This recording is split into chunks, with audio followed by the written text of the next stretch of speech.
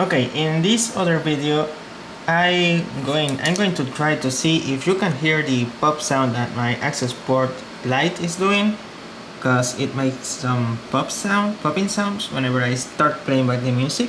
But I don't know if you can listen to that. Let me try to play it back.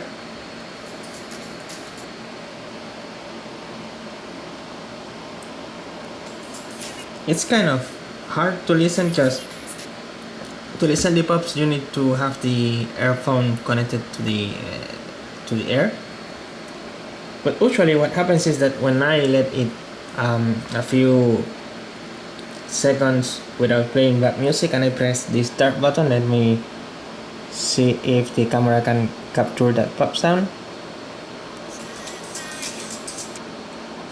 I don't think that it will capture it, but yeah, it makes some pop sound whenever I play back music using the Accessport Lite cable that I got.